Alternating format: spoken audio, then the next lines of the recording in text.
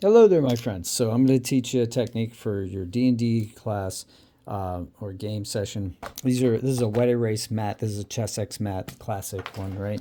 And the reason you don't want to use dry erase markers on here. You want to use wet erase markers. Well, how come you keep your wet erase markers separate? How do you know keep them with the mat? So because here's what happens if you try to get dry erase marker off of wet erase. You end up using acetone.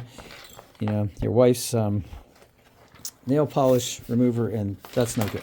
So here's what I do. So I'm going to wrap this up, but what I'm going to do is I'm going to take my wet erase markers, use a hairband instead of a rubber band because hairbands don't deteriorate and break.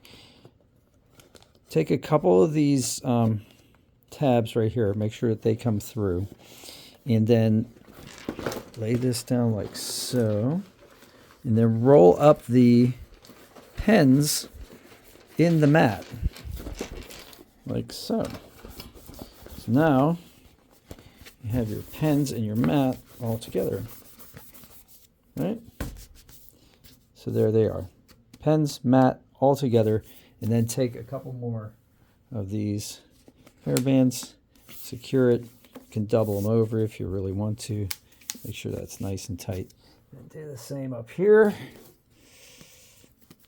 And your wet erase markers stay with your wet erase mat, and your dry erase markers can stay with your dry erase mats. All right. I hope you guys have a great day out there. If you need any more D&D tips, let me know. I teach kids how to play D&D, and it's a lot of fun.